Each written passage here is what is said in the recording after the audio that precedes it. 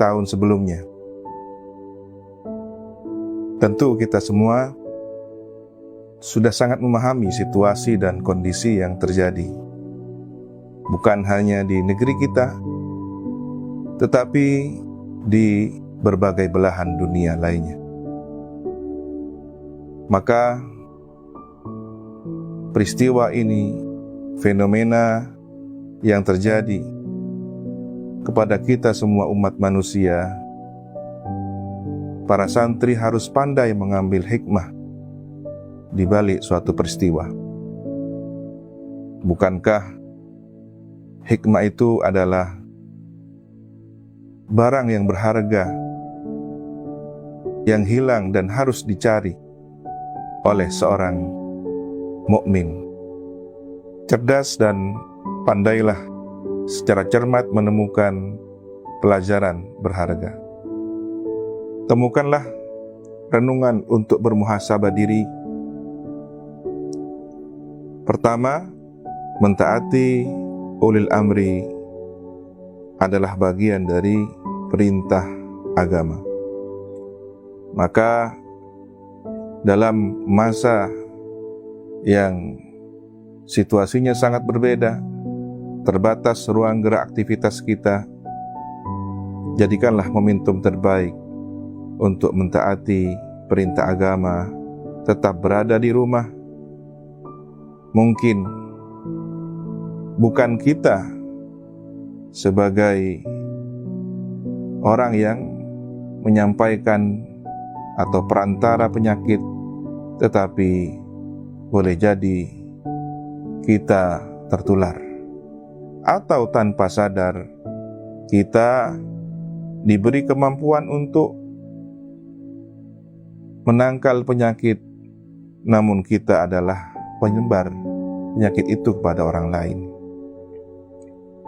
Yang kedua, ini kesempatan terbaik untuk bersama keluarga lebih banyak. Kesempatan terbaik untuk berkhidmah kepada orang tua, karena para santri selama ini berada di pondok jauh dari perhatian orang tua. Yang ketiga, tentu kita sebagai seorang mukmin yang baik, berikhtiar itu adalah ibadah, barulah kemudian bertawakal. Karena jika seseorang hanya bertawakal namun meninggalkan ikhtiar, ingat, Nabi pernah menegur seseorang karena dia meninggalkan ikhtiar.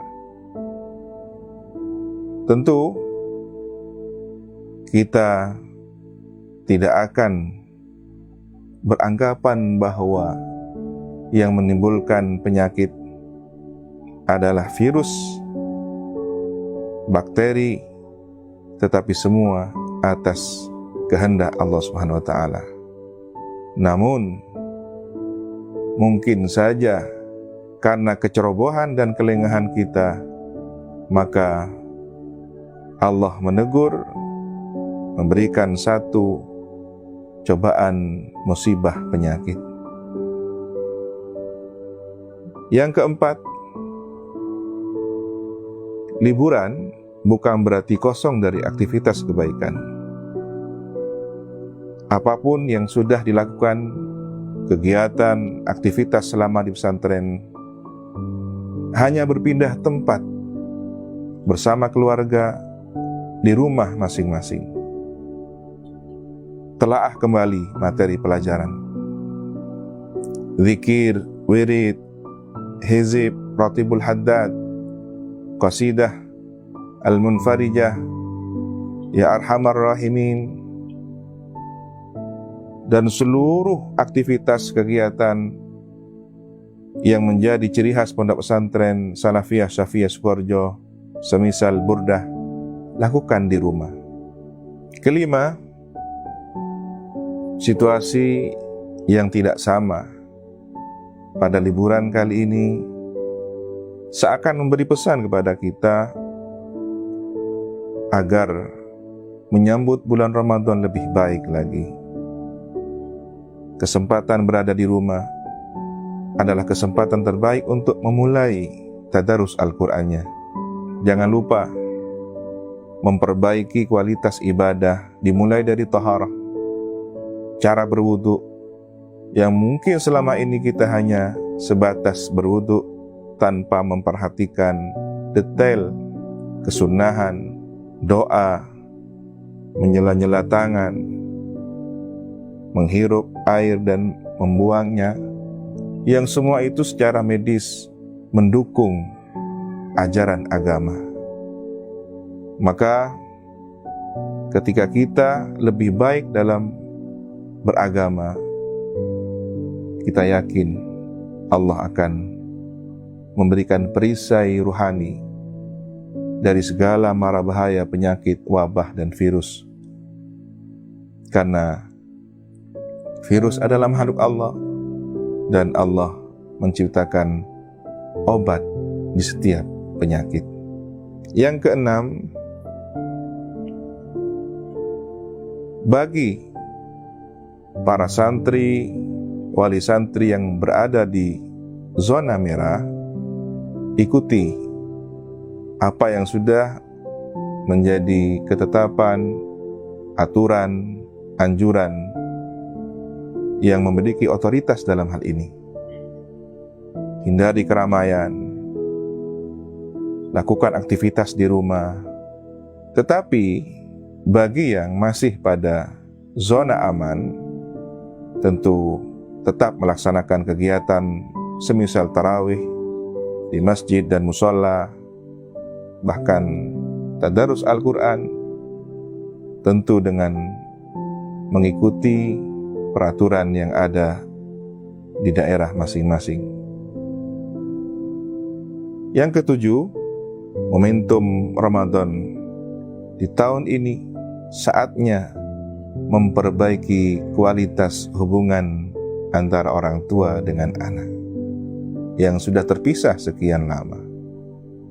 Sampaikan salam al-fakir ilallah kepada orang tua kalian, para santri, anak-anakku, dan sampaikan juga salam ta'zim hormat kepada para guru ngaji yang telah berjasa mengajarkan alif, ba, dan ta.